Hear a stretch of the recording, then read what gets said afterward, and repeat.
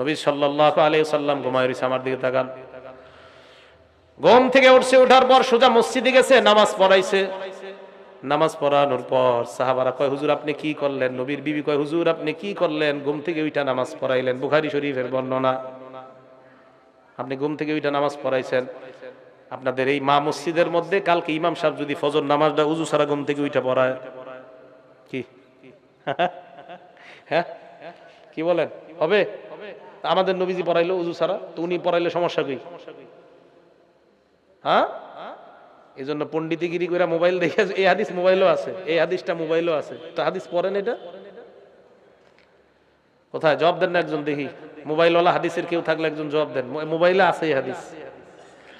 নবীজি উইটা ঘুম থেকে উইটা ফজর পড়াইছে, তো আমগো হুজুর পড়াইলে সমস্যাটা কই? নবী পড়াইছে, উনি পড়াইছে, সমস্যা কি? সমস্যা আছে না নাই? আছে। নবী জবাব দিলেন, শোনো তোমরা, দুনিয়ার তোমাদের মাঝে আর আমাদের মাঝে একটা পার্থক্য আছে। আল্লাহ নবী বলেন, আমার চোখ ঘুমায়, অন্তর ঘুমায় না।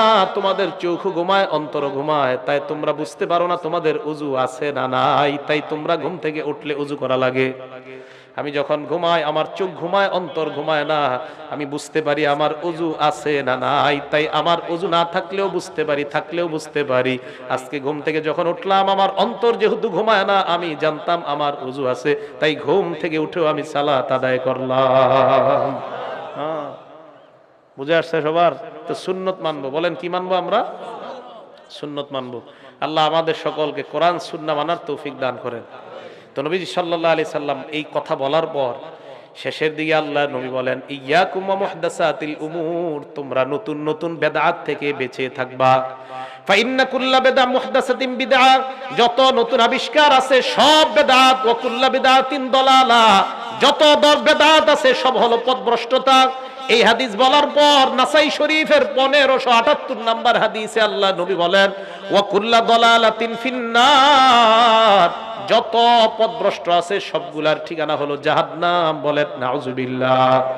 এবার আমার সাথে বলেন, যত নতুন আবিষ্কার, বলেন যত, বলেন দিনের মধ্যে, সবাই বলেন দিনের মধ্যে যত নতুন আবিষ্কার হয় সব বেদাত, আর সব বেদাত পথভ্রষ্ট, আর সব পথভ্রষ্ট জাহান্নামী।